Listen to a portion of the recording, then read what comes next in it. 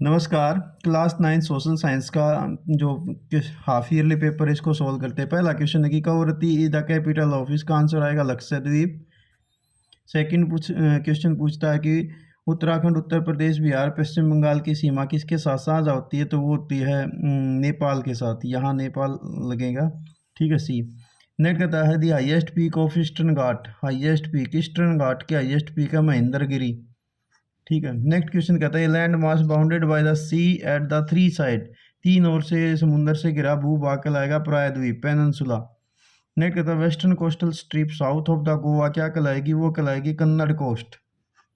Next कहता है which plateau lies between the Aravalli and the Vindhyachal, Aravalli और विंध्याचल के बीच में मालवा, मालवा पठार। ठीक है, मालवा प्लेट्यू आप लिखेंगे। नेक्स्ट कहता है name the island group of India having coral origin, coral origin जो है ये आएंगे लक्षद्वीप। ठीक है, तो इसमें आपने लिखना था लक्षद्वीप, इसके पीछे समूह भी लिख सकते थे, लक्षद्वीप समूह। नेक्स्ट था why are the wages of the farmer labour in the Palampur less than the minimum wages, competition के कारण। ड्यू टू लिख सकते थे, ड्यू टू कंपटीशन।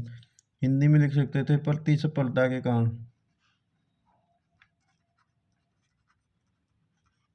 नेक्स्ट आपसे पूछता है कि which capital would you consider the best, तो इसमें आएगा ह्यूमन कैपिटल, मानव पूंजी, ये सबसे बेस्ट होती। नेक्स्ट कहता है name any two democratic country of the world, India लिख दीजिए, यूएसए लिख दो।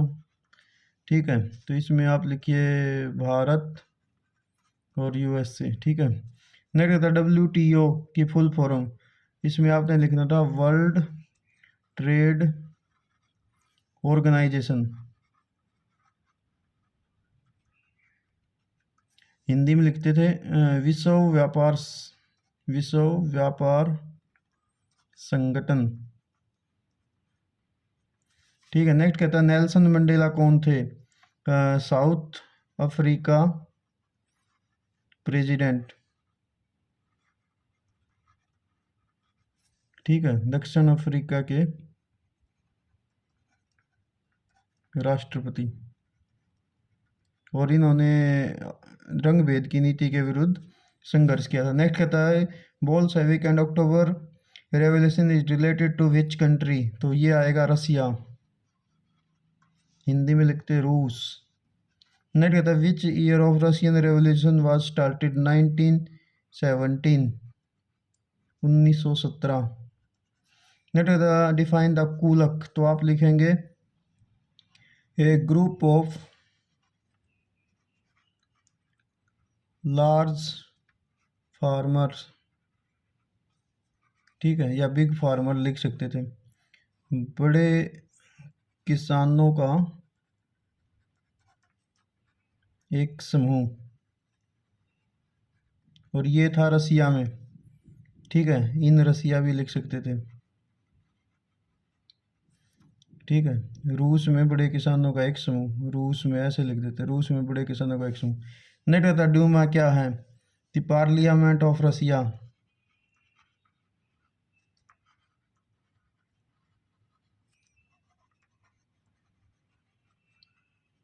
ठीक है, रूस की संसद।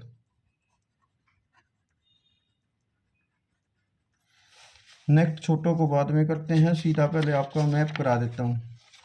आपसे मैप पूछा गया था कि भारत के, एक बार ये मैप ले लेते हैं।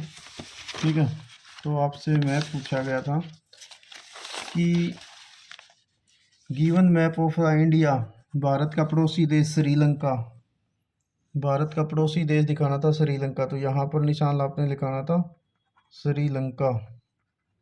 ठीक है, इंग्लिश में लिखो तो श्रीलंका। नेक्स्ट आपसे पूछा है दी अरावली रेंज, अरावली पर्वत श्रृंखला, यहाँ पर ऐसे निशान लगाना था आपने, यहाँ पर ऐसे। ठीक है, और इस पे लिख देना था अरावली, ऐसा ही लिखा होगा आपने। ओके। नेक्स्ट बचा कंचनजुंगा, कंचनजुंगा पर्वत, तो कंचनजुंगा यहाँ पर है, यहाँ पर आपने लिखना था कंचनजुंगा। ओके, तो ये तो था आपका इंडिया का मैप, जो 3 टॉपिक आपसे पूछे गए हैं। नेक्स्ट आपसे पूछा गया है वर्ल्ड मैप। तो वर्ल्ड मैप पे आपसे जो पूछा गया है वो कहता है कि 2 कंट्री आपने लोकेट करनी। नंबर 1 फ्रांस, तो यहाँ पर है ये वाला कंट्री, ये वाला है फ्रांस। देन आपसे पूछा है रसिया, जहाँ पर 1917 में रेवोल्यूशन हुआ था, तो ये है रसिया, वर्ल्ड का लार्जेस्ट कंट्री। तो ये रसिया है, यहाँ पर ये आपने दिखाना था और ये फ्रांस दिखाना था, ये वाला कंट्री। ठीक है, तो ये था आपका मैप। तो जो बाकी के क्वेश्चन हैं उनको एक बार मैं आपको वैसे बता देता हूँ। ठीक है, आप ध्यान से देखेंगे। जैसे इसमें पूछा है कि पालमपुर में बिजली के प्रसार ने किसानों को कैसे मदद की, तो इसमें आप बताएंगे कि बिजली के आने के कारण से किसानों को जो है खेतों में बिजली पहुंच गई, जिससे इरिगेशन फैसिलिटी इंक्रीज हुई, जिससे उनका प्रोडक्शन बढ़ा। और गांव के अंदर जो अदर एक्सरसाइज थी बिजली से, जैसे आटा चक्की चलाना या और वेल्डिंग का काम करना, ये बढ़े। ठीक है, तो फार्मर की मदद हुई थी प्रोडक्शन के इंक्रीज होने में। नेक्स्ट आपसे पूछा नेल्सन मंडेला कौन थे, तो आपने बताना नेल्सन मंडेला साउथ अफ्रीका के पहले अश्वेत प्रेसिडेंट थे और इन्होंने रंगभेद अपार्थाइड की नीति के विरुद्ध संघर्ष किया था। और ये 28 वर्षों तक केप टाउन के पास में जो आइलैंड था उसके ऊपर इन्होंने 28 वर्षों तक जेल में रखा गया था अंग्रेजों के द्वारा। नेक्स्ट होता है वाई वी नीड कॉन्स्टिट्यूशन, तो आप बताएंगे कि कॉन्स्टिट्यूशन रिक्वायर होता है किसी भी देश की एडमिनिस्ट्रेटिव जो पावर्स होती हैं उनको चलाए रखने के लिए, कानून व्यवस्था को बनाए रखने के लिए। इनके लिए हमें कॉन्स्टिट्यूशन की या संविधान की ज़रूरत होती है, और संविधान जो होता है वो कानूनों का एक संग्रह होता है। नेक्स्ट आपसे पूछा गया था कि मेन फीचर्स क्या हैं संविधान की प्रस्तावना की, तो इसमें आपने संविधान की प्रस्तावना के बारे में बताना था कि उसके अंदर सोशलिज्म, सेकुलरिज्म, इसके अलावा जो हमारे मूल अधिकार हैं उनके बारे में बताया गया था। तो ये थोड़ा आपने डिटेल बताना था। नेक्स्ट फरवरी क्रांति या फरवरी रेवोल्यूशन, ये आपने बतानी थी 1917 के या 1905 के अंदर जो रेवोल्यूशन हुआ था रसिया में। पहले 1905 का वर्णन करते, फिर 1917 का आप बता सकते थे, इसमें वो ब्लडी संडे आप बता सकते थे। नेक्स्ट कहता है कि डेमोक्रेटिक राइट की आपने लिस्ट बनानी थी, तो जो अभी आपके स्वतंत्रता का अधिकार है, घूमने फिरने का अधिकार, जो 6 मौलिक अधिकार मिले हुए हैं उनको बताना था, जो लगभग वही हैं जो हमें फ्रेंच रेवोल्यूशन से मिले हैं। तो आपने डिटेल लिख दी होगी। नेक्स्ट आपने नेपोलियन बोनापार्ट के उत्थान की व्याख्या करनी थी, तो इसमें आपने बताया होगा कि जो है पहले वहाँ पर फ्रेंच रेवोल्यूशन होता है, फिर वहाँ पर उसको कन्वेंशन बना दिया जाता है, उसके बाद रोबेस्पियर का आतंक का शासन आता है, उसके बाद जो है नेपोलियन का उदय होता है 1804 के अंदर, और उसके बाद की डिटेल यहाँ पर लिखनी थी। नेक्स्ट आपसे पूछा गया बांगर और खादर में डिफरेंस, तो बांगर ओल्ड एलुवियल सॉइल होती है, खादर न्यू एलुवियल सॉइल होती है, तो ये वर्णन करना था। बांगर रिवर से दूर मिलती है और खादर रिवर के नज़दीक मिलती है।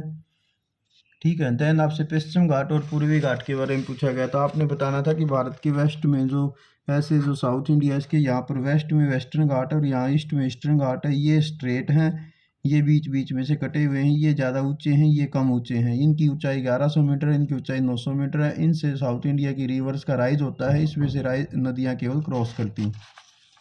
नेक्स्ट आपसे क्वेश्चन पूछा कि गुजरात और अरुणाचल प्रदेश में 2 घंटे का टाइम डिफरेंस क्यों है, तो आपने बताना था कि भारत का जो गुजरात है और अरुणाचल प्रदेश है दोनों में डिफरेंस है, ये 68 डिग्री 7 मिनट ईस्ट है और ये 97 डिग्री 25 मिनट ईस्ट है।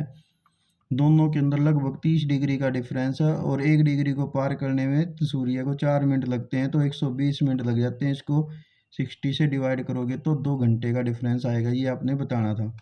फिर आपने बताना था कि घड़ियाँ एक जैसा टाइम क्यों दिखाती हैं, तो उसके लिए भारत में IST इंडियन स्टैंडर्ड टाइम रेखा जो 82.5 डिग्री 30 मिनट पूर्वी, ठीक है, या तो ऐसे लिखिए या ऐसे लिख सकते थे आप, उस रेखा को भारत का मानक समय लिया गया है, जिससे सारे देश का टाइम मैनेज किया जाता है।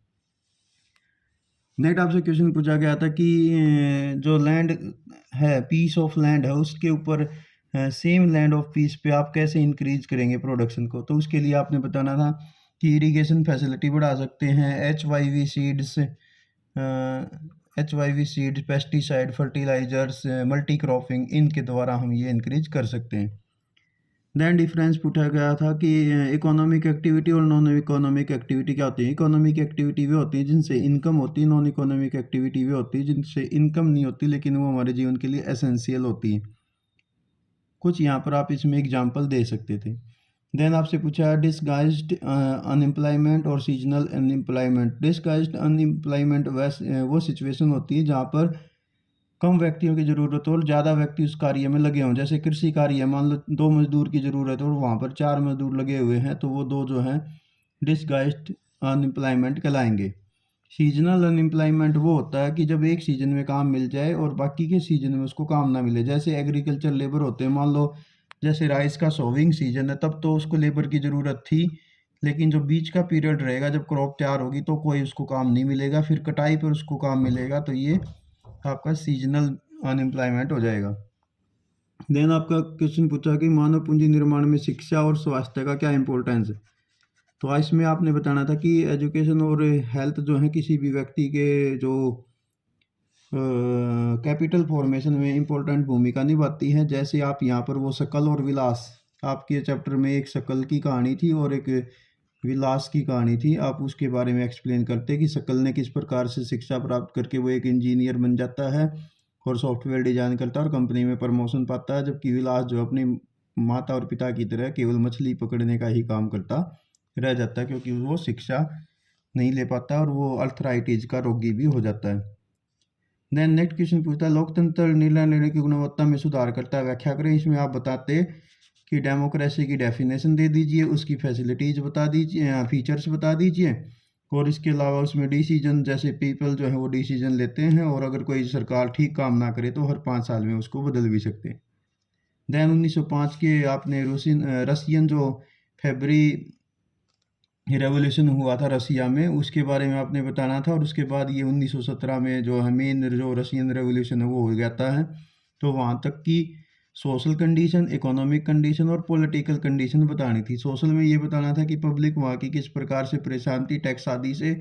इकोनॉमिक में आपने बताना था कि वहाँ पर किस प्रकार से इकोनॉमिक क्राइसिस था, फैक्ट्रियों में जो वर्कर थे वो परेशान थे, उनकी इनकम डिस्टर्ब थी। और पॉलिटिकल कंडीशन में आपने बताना था कि वहाँ पर जो जार निकोलस था तो उसकी जो नीतियाँ थी उसके कारण से जनता जो है बड़ी परेशान थी। तो ये था आपका मैप, वो पेपर। शायद आपने अच्छे ढंग से इसको अटैम्प्ट किया होगा। तो बाकी का देखते हैं कि आपने कैसा तैयार किया है पेपर। बाकी का तो आपका स्कोर ही बताएगा। Thanks, have a nice day.